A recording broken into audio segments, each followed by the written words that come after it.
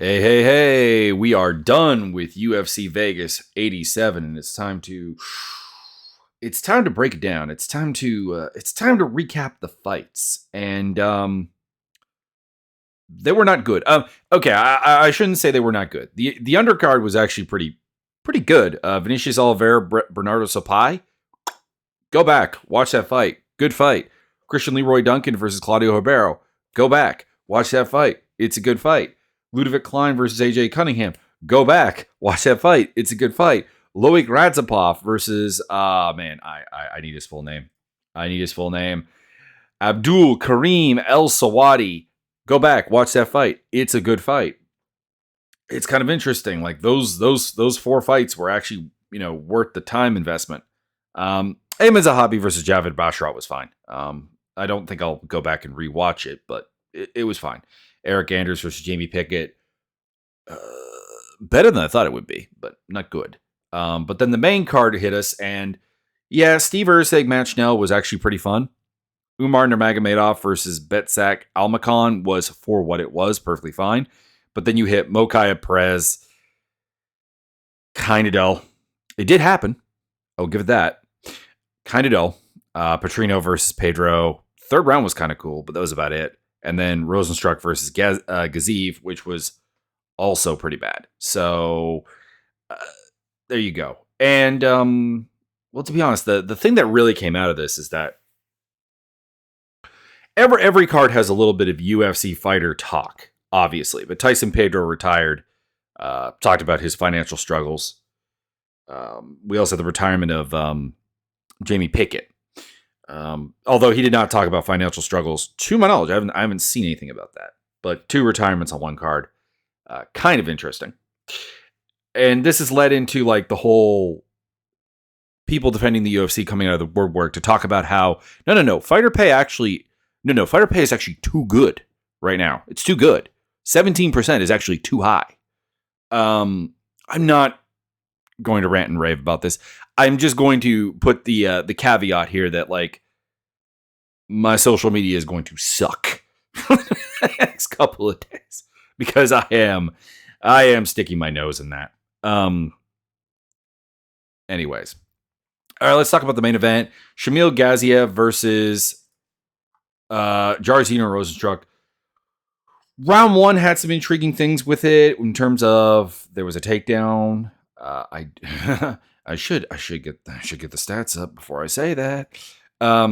Just because the rounds of this fight kind of run together. But yeah, there was a takedown by Gaziev. He held his own on the feet. He had some good moments, not a lot. He got outstruck, but like I gave him the round because of the takedown, the more damaging shots, particularly with the ground and pound. But then the second, third, and fourth round just became Rozenstruik being like, "Here's a jab. I'm periodically going to follow it up with a right hand. I'm going to stuff your takedowns 0 for 4 over that time period. I am going to get caught at the clinch a little bit because there was, 2 minutes and change of control time for Gaziev, so that wasn't nothing. But like Gaziev had nothing for him at range because he was tired. And to be honest, he probably didn't have a lot for him at range to begin with because I don't think Gaziev is a very good range striker. There's a reason I picked Rozenstruik to win this fight. It wasn't anything about like some big belief in Jairzinho. It was that we have seen nothing of good from Gaziev. If you watch his regional stuff, it's like, yes, I hit really hard with pretty bad form. Honestly, real talk, pretty bad form. But it's kind of like a blitzing hard stuff, and people just melt because the guys I'm fighting are not very good. And then he gets to the UFC. He beats Martin Budai, which is still pretty cool. It suggested that there was like legitimate power there, but he was also getting tired in that fight. He gets tired beyond the first 6 minutes in like every fight he has. Goes out there, gets tired, and then gets boxed up by Jairzinho Rozenstruik. It was just, and this was the fight that people were like, no, Mio, you need to be excited about this fight. It's going to be a KO. It's going to be cool. KOs are cool, guy. KOs are cool. Number 1, KOs because of exhaustion are not cool. But number 2, we didn't even get that. We ended up getting a referee stoppage because Mark Goddard, frankly, I think had enough of the fight. And apparently, between the 4th and the 5th round, Gaziev had said something to his corner in regards to not being able to see. And the corner wasn't going to translate that originally, which is nothing new. But the doctor comes in. Goddard insists, what did he say? Translate it. What did he say? Can't see. Fights off. Boom. Done. Which is a mercy stoppage for Gaziev. I don't know. It was just kind of like really, really cathartic to a certain degree, because I honestly had people running up and being like, no, this is going to be a good fight. This is heavy. Like it's going to be good. And it just wasn't. It wasn't an all-time terrible fight. It's probably actually not even the worst fight we've had from Jairzinho Rozenstruik. But for a UFC main event, for the pinnacle of this sport, for the pinnacle of technical ability and quality in the world, no more heavyweight main events, please. Or very, very few of them. I've always said this. The problem with heavyweight is that at any given time, there's like, you have more fingers, assuming you haven't lost some fingers, but you have more fingers than there are interesting heavyweight fighters in the world at any given time. And granted, the UFC has most of those, but that means that outside of like legitimate like title fights, number one contender fights, top 5, they shouldn't be main eventing anything. You're going to have them. Don't get me wrong. I'm not saying take away the heavyweight division. I'm not saying shut it down. People like their big boys. But as an ending point to the cards, it kind of gets lame. Like this card is a perfect example of this. The undercard was dope.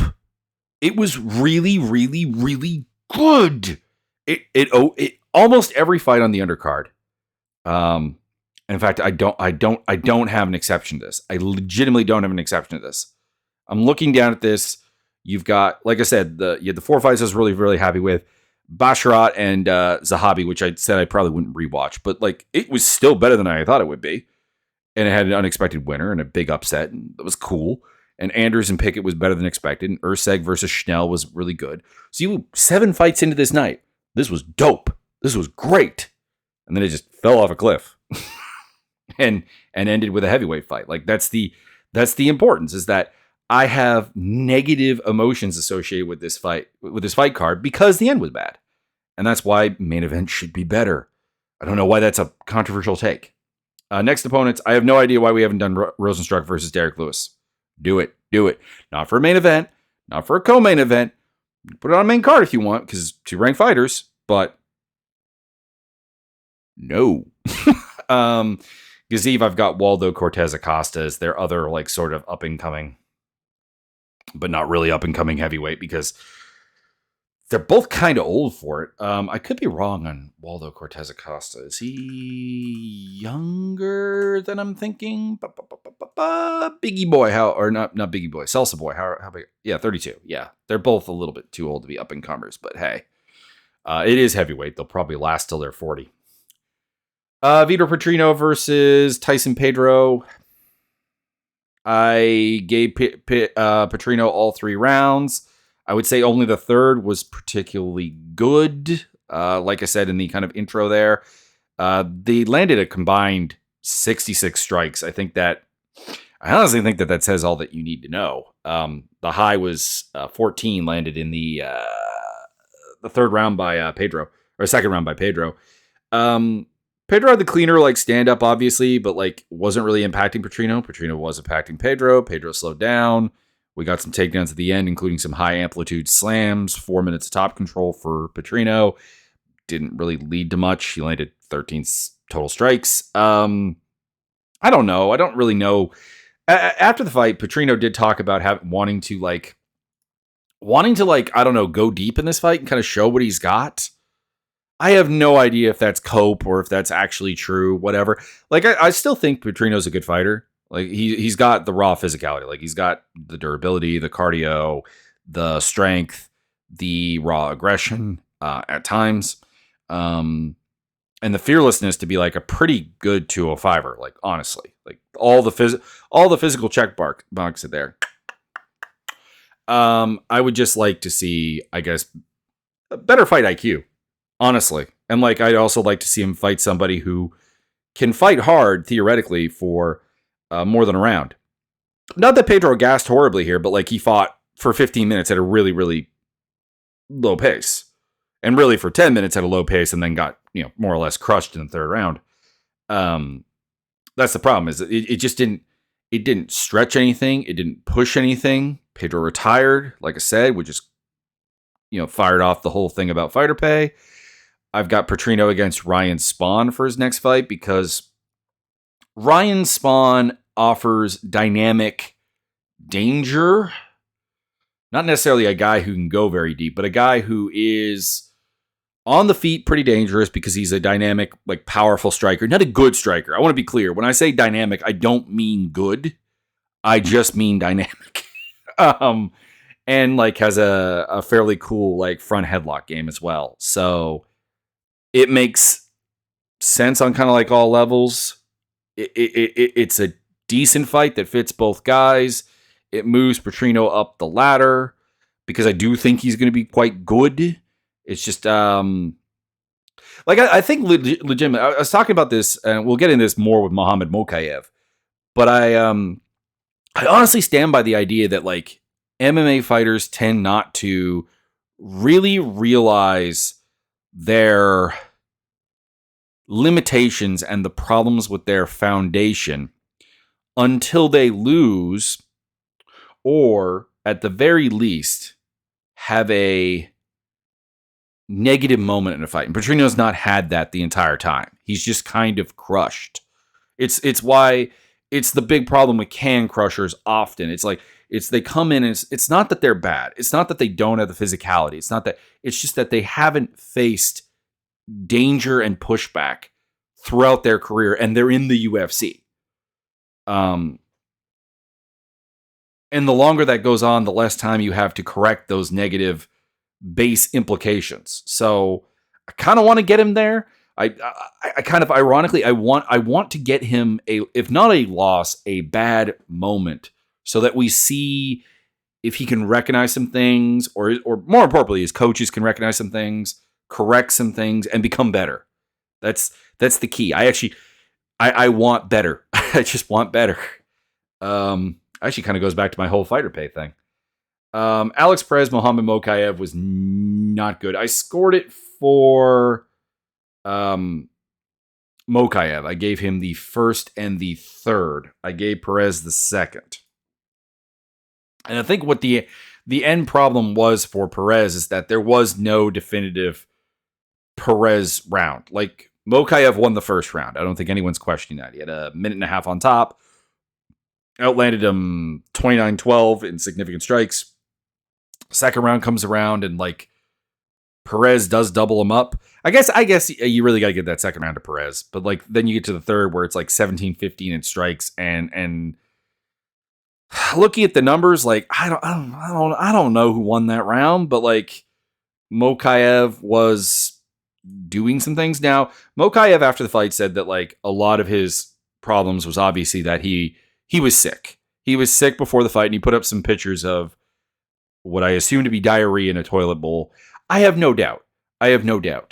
The only problem I had with this fight from Mokaev defenders and fanboys is they're like, oh, look at that. Look what he did while he was sick. It's like, number one, you're up against Alex Perez, who's been crushed in the first round in his last two fights. And I don't think has left the first round in... I want to say 2 years. Granted, it's only two fights, but like I want to say, 4 years. 4 years since 2020. This guy has fought twice, 3 times. If you, I guess more than that. I'd say since 2021 because he had a fight with Figueiredo in November of 2020, and then very little. And then that's kind of where the problems kicked off, where he had like 1, 2, 3, 4, 5, 6 cancel fights in a row. Fought Pantoja, had 1, 2, 3 more cancel fights, and then had this fight. That's the moment. But like in the last 3 years, he's had 3 fights. This is the only one he's gotten out of the first round. This is the only one that he's gotten out of the first 2 minutes. And the problem is that we're hyping up Mokaev to fight Pantoja, the guy who did beat Perez in a minute 31 by rear naked choke. We're hyping him up on that level. It'd be one thing if we were like, you know what? Muhammad Mokaev in like 3-4 years, he's going to be really good. But the thing with Mokaev is that like it's now. Even though every fight of his shows kind of the same problem, that he's honestly not physical enough against top tier athletes to do his style. And while his striking is getting better, he utilized his jab in this fight probably better than he ever has. But that's not. It's not good. I want to be clear on that. Like I got some crap on Twitter because I was like, "Hey, Mokaev working like a better jab than we've seen," and people are like, "It's terrible." I'm like, it is. There's no pivot to it. There's no redefining of range. There's no redefining of space to it. It doesn't really build into anything. It doesn't interface with his wrestling game at all. Well, I'm just saying that it is gone. He has gone from being a non-existent striker to a guy who does have a stabbing jab. That is very faint praise, but it is improvement. And there's just nothing really, like he has terrible body language reads. Like every time Perez hit him, and don't get me wrong, I fully believe it was him dropping for takedowns, because in the third round there was a moment where Perez came forward, threw a hook, it didn't land, and Mokaev went down to the squat, like being like, okay, you're gonna run onto me, I'm gonna take you down. So like it's not that he's getting hurt, it's not that he's got a terrible chin or anything, but like his style is like, all right, I'm gonna get hit and then I'm gonna drop into a reactive shot takedown. That's going to hurt him in the eyes of judges, I think, at some point, because it doesn't look good, particularly when you're not getting the takedown. Because it's worth noting that, let me have a look here. Let me pull this up. Muhammad Mokaev's takedown accuracy is actually pretty poor. It's 41% for a guy that we're hyping up as like this amazing one. It's like, let's see here. He was 1-1 against Cody. He was 0-0 actually against Cody Durden. I always remember. I have to remember that. He actually just guillotined Durden off his own takedown. 12 of 26 against Charles Johnson. That was an ugly, ugly fight. 6 of 7 against Malcolm Gordon. Malcolm Gordon has poor takedown defense. Jafel Filo, 4 of 8. We've seen nothing from Filo that success. He's hard to take down. And then against Tim Elliott, he went 3 for 6. And then in this fight, he went 3 for 20. Like, it's not a good performance for him. And being sick, all the pity in the world, all of that. But like, these problems aren't new. They've been there in every fight outside of the super quick guillotine choke of Cody Durden. That's the problem. Anyways, he called for a title shot afterwards against Pantoja. There's nothing else available, so like, I hate to say it, it probably happens. Perez versus Matt Schnell, which has been booked 3 times and is cursed, but I do want to see it, is my pick. Umar Nurmagomedov survived an early knockdown at the hands of Beksat Almakhan. People are debating whether it was a knockdown or not. I think we have Umar Nurmagomedov's words for that. He didn't remember the punch. I don't know about you. I remember every punch that has not like knocked me significantly silly. I remember, except, the passage of time. I'm sure I got hit as a 5-year-old or something and I don't remember it. But like right after the fight, you don't remember it? Guys, he got knocked silly. He got knocked down. He survived that. He got some takedowns. Autopilot initially. Was able to get takedowns quite repetitively. Almakhan is not good at stopping takedowns, apparently, which I did suspect. He did get up pretty well. He had a nice reversal in the second round. He had, I think, a get up in the third round. No, I think it was the second round again, where he just got up and did a good job. So, like, apparently Almakhan actually fairly difficult to control in terms of like his stand-up game. His ability to get back up is actually pretty decent, but like his ability to stop takedowns is bad. The fight does nothing for Umar Nurmagomedov. He went out there and he took a UFC debutant on short notice to decision. I know there's the whole thing about like people are ducking him. I have a very other suggestion for this, is that this fight was supposed to be in Saudi Arabia. There is just a solid chance that a bunch of fighters didn't want to go to Saudi Arabia to fight a Muslim. Just suggesting. Just saying. We know the UFC is in the business of pushing Umar. That seems like a bad idea.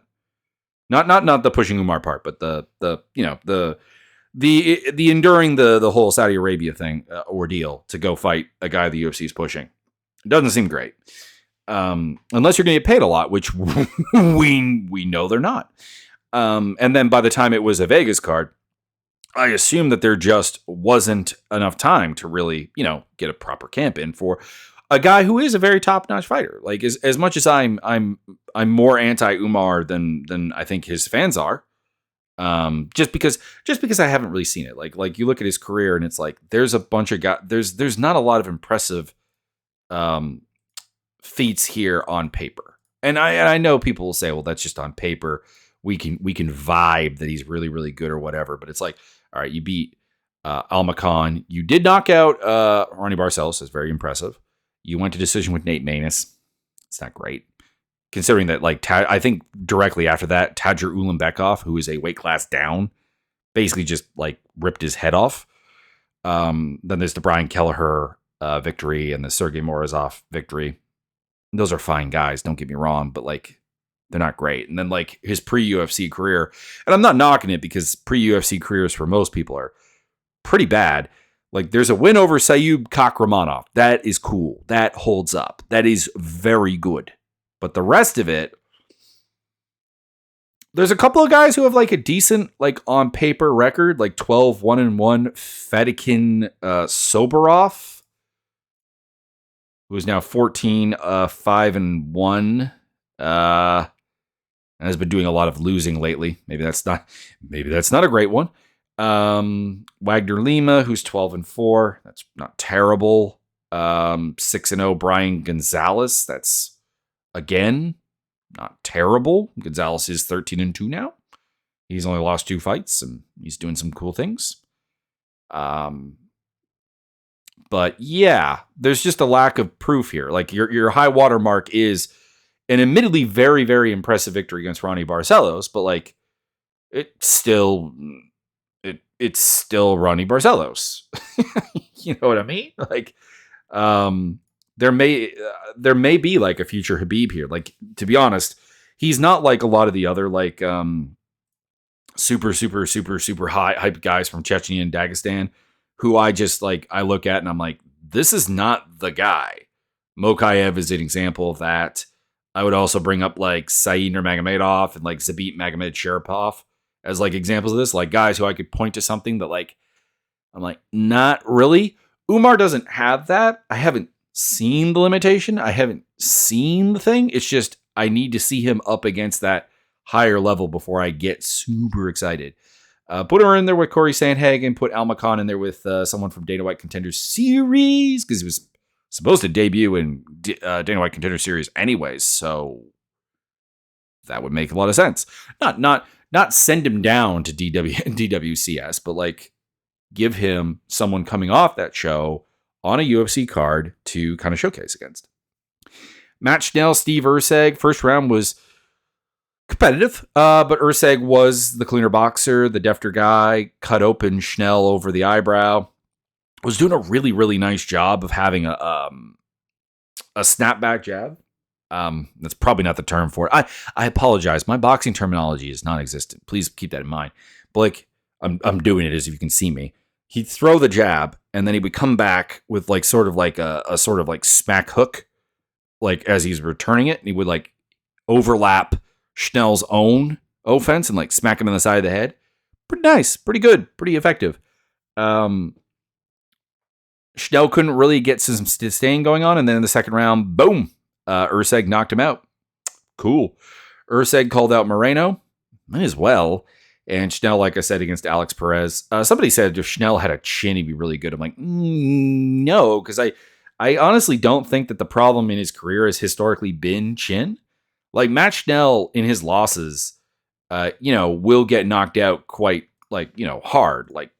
I'm not going to claim he has a good chin, but you look at his losses to this one here, to Matthias Nicolau, to Brendan Royval, to Pantoja, to Hector Sandoval, to Rob Font. These are all fights that he is losing up until it's not like he snatched defeat from the jaws of victory here. If anything, his most his biggest win, because of how awesome it was, Sumu Darji was like showing him taking an incredible beating and then coming out the other side with a victory. Anyways, Eric Anders versus Jamie Pickett was essentially the dynamic I expected, like a boatload of clinching. But Pickett was, I think, more determined than we've usually seen him, and a little bit more at peace. Maybe it's the retirement coming up. Maybe it's this is going to be my last fight, so I'm going to just kind of chill. He had a couple of nice like hooks that he hit Anders with coming in. Had him hurt, I think, a couple of times. But at the end of the day, he couldn't deny Anders the clinch. While he could make him work really, really hard for the takedowns, he couldn't really separate from the clinch all that effectively. And it was just kind of a rinse and repeat fight over and over and over again. Not a lot of strikes landed that were significant. 23-20 official numbers, 83-26 in terms of overall, both those favoring Anders. Anders was 5 of 13 for takedowns, but like had 10 minutes of control. Yeah, that was the key, is that Pickett did a pretty good job, particularly in the first round, of keeping it from being taken down, but he couldn't break away, which makes sense because his entire career has been largely spent in the clinch. So, like, why would this change in his final fight? He retired. To be honest, that's good. I've always said this. Like Jamie Pickett is just like super uncomfortable as a fighter. He talked about expanding his moving business. That's cool. He wants to ride Twisted Steel. I guess I could see Dana White letting that happen. That's Dana White's PBR bull, by the way. If you were unaware. And yeah. For Anders, I don't think this really does anything because he beat a guy less convincingly than I was expecting him to. I think less convincingly than a lot of people were expecting him to do, because what were the odds on this fight? Yeah, Anders was like a minus 500 favorite. So to come out with a pretty competitive round 1 and then like just kind of a dull round 2 and 3, not great. I've got him against Christian Leroy Duncan. I'm taking the lazy way out and just booking him against a guy on this card. Vinicius Oliveira versus Bernardo Sopai. This was fun. Oh, this was so good. Bernardo Sopai showed off some things. Like he hit him a couple of times. There were some good low kicks in this fight from both men. Oliveira is like a train wreck, but like it is fun to watch. Round 1 I had giving to Sopai pretty heavily. He had 2 for 2 on takedowns, 33-9 in significant strikes. He outlanded him in the second round, but Oliveira had him hurt pretty badly. Like the second round was like a tale of 2 different rounds. At the beginning, Sopai took over. He took him down. He was on his back, struggled to keep the back, but he was like some good ground and pound. He got some dominant positions, floating between the mount and mount, half guard, back mount, that kind of thing. Doing a great job. 2 minutes to go in the round, roughly. Oliveira reverses him and then just starts dropping huge elbows, like just boom, boom, boom. There's a stand up from Sopai, but he gets taken down again on a mat return. Does end up in guard position. It's better than where he was. Oliveira, passes the guard, looks for an arm triangle, can't secure it. Sopai gets back up, eats a hard kick to the body / head. I'm not sure where it quite landed. We didn't get a replay. And, lands a hard shot of his own. Dude is so game, but he gets head kicked and he just gets unloaded on, and he doesn't know where his corner is. He's going to the neutral corner. He's chilling. He's like, he is out.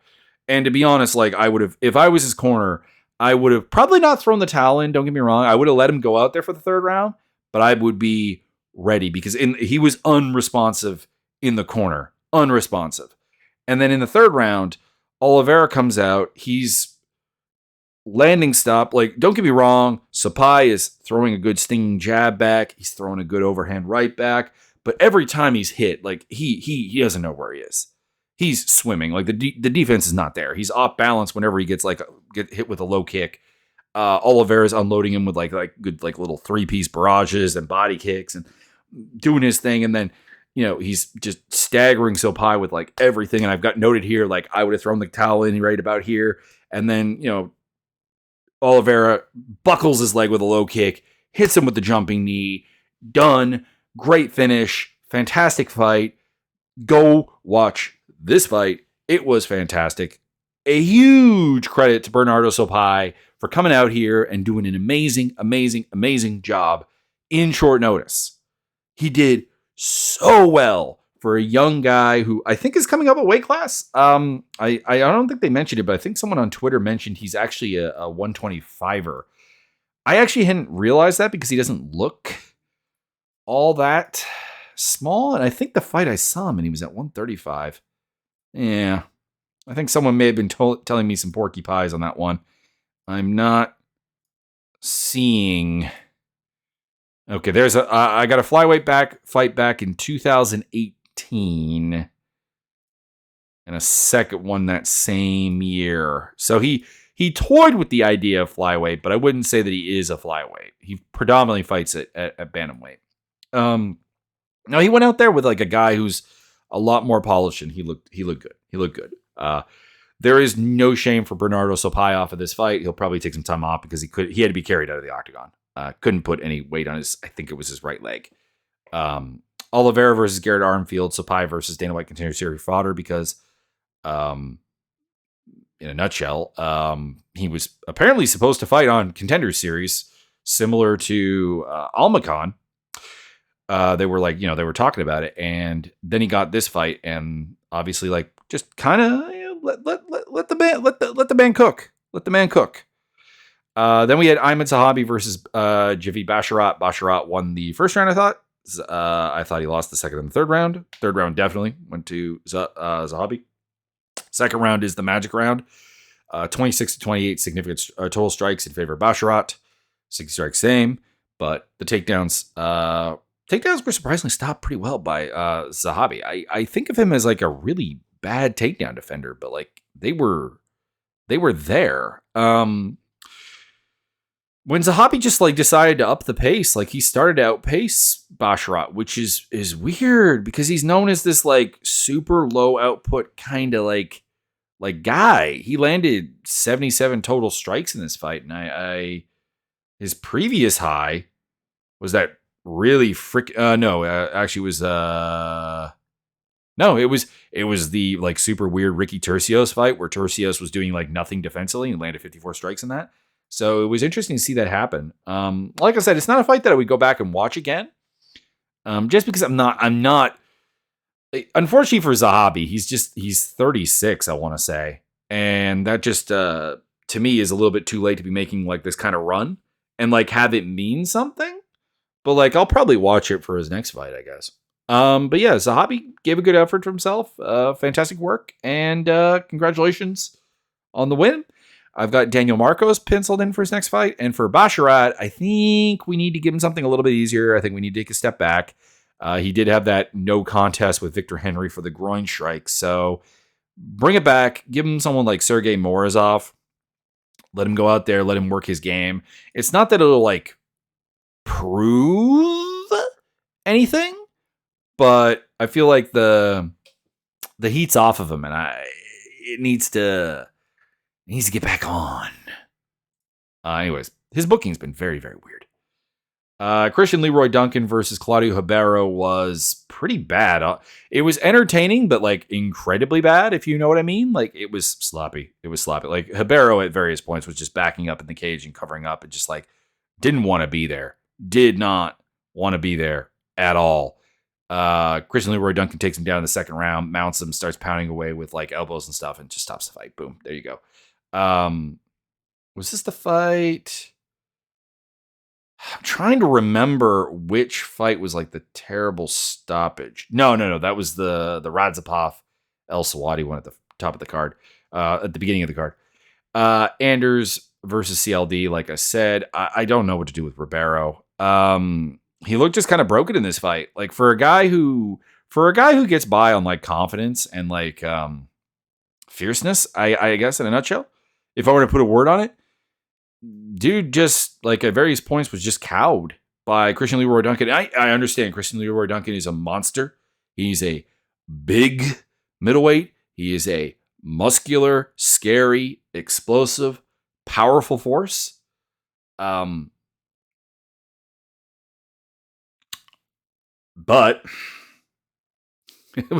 this was a moment where like I kind of got worried about a fighter in the cage, not from like a personal safety, but from like just a complete mental collapse standpoint. And I don't really want to see it again. And like his most notable win is Joe Holmes.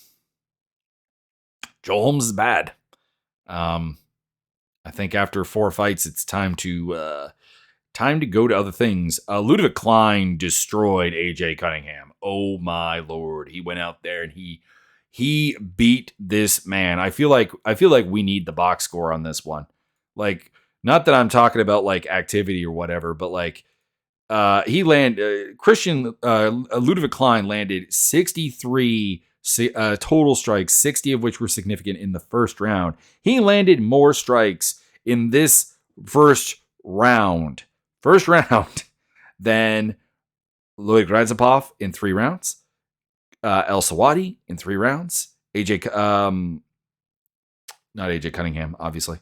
He was in this fight. Sorry. Sopaj in the 3-round fight he had with Oliveira landed more than Eric Anders and Jamie Pickett did combined in the first round. Landed more than Steve Urseg, more than Matt Schnell, more combined than Urseg and Schnell, which was only like a slightly over 1-round fight, but still landed very comparable like Umar Nurmagomedov over 3 rounds. This was a phenomenal performance by Ludwig Klein. He just went out there and he destroyed AJ Cunningham. AJ Cunningham is super raw. He's a defensive blank slate. He did fight at a reasonably high pace, but like he doesn't initiate a high pace, if you know what I mean. Like he responds to a high pace, which makes me think he has the cardio for it, but like he needs to do something with his style. Like there needs to be an adjustment where it's like, all right, AJ, we're going to make you into like this volume puncher who is a pressure counter fighter, maybe, but like throw out a lot there, and then like, you know, and when the opportunity comes, then you commit to the counter. Boom, you do it because your defense is not good enough to do what you're doing. But anyways, great performance by Ludwig Klein against a short notice opponent. So like, I'm not sure how much that's worth, but I penciled in Faris Siam for his next opponent. And I've got Cunningham against Dana White Contenders Series graduates because the dude lost on Dana White Contenders Series. It kind of makes sense that he would be back at that point. Loic Radzepov versus Abdul Karim El Sawadi. This was the worst stoppage of the night. El Sawadi was completely limp, and Chris Tognoni, I think, was the referee. Yes, he was. Just not stopping it at all. Radzepov did really well at the start of the fight. 4 takedowns. He wasn't able to hold El Sawadi down, but like his takedowns was able to basically suffocate El Sawadi's striking game and allow him to strike him. But then in the second round, El Sawadi kind of did the same thing to him. Went 2 for 5 on takedowns, picked up the pace, outlanded him 29-18, did his thing. And then in the third round comes around and I'm like, El Sawadi's got this. He's doing things. And then nope. He got wrecked. He got rocked really, really badly. Ended up down. Tried for a takedown, got one. Loic's up quickly. Then there was the connection. Boom, boom, boom. Dropping bombs on him. Ref, the man is not moving. Ref, you can stop the fight. Ref, stop the fight. Finally did. I don't know if this really fixes any of my long-term concerns for Loic, though, is like the problem. Like, don't get me wrong, dude is a very big lightweight, 5'11", and built like a tank, but there's just fundamental flaws to his style that I think will forever limit him. But hey, he got a win here when I picked him not to win. There you go. Good work. I've got him against Nicholas Moda. I've got El Sawadi against the loser of Mikhail Figlak and Austin Hubbard. Injuries permitting. What did I do in terms of record here? I had Rozenstruik right. I had Petrino right. I had Mokaev right. I had Nurmagomedov right. I had Urseg right. Anders right. Oliveira. CLD. Klein. 9-2. Pretty good. Most of the fights I think actually went. If you want, you can go back and listen to my predictions and like compare what happened. I think it was pretty damn close. I did have Umar finishing Almacan though, which I did not get here, and I had Schnell and Urseg going the distance, but I think the dynamic of the fight was something I predicted pretty well. Anyways, onwards to the next UFC card. Thank God it's a pay-per-view. UFC 299 in Miami, Florida. Sean O'Malley, Marlon Vera. Not a great main event just because Vera doesn't deserve a title shot. Really, when you think about it, he got molested by Corey Sandhagen. Did beat Pedro Munoz, but like got molested against Corey Sandhagen. Not very convincing against Munoz. Hasn't had a convincing win since Dom Cruz in 2022. Shouldn't be getting a title shot, but hey, it's a fun rematch of a fight that already happened. Dustin Poirier, Benoit Saint Denis is fun. Kevin Holland versus Michael Venom Page. Not a big Michael Venom Page fan, never have been, but hey, that is still a fun fight, and Kevin Holland will probably stand and bang with him. So there you go. Gilbert Burns versus Jack Della Maddalena. I'm very interested in that fight. Peter Yan versus Yadong Song. Always down for Yadong. And Curtis Blades versus Jelton Almeida is, by heavyweight standards, a really, really good fight.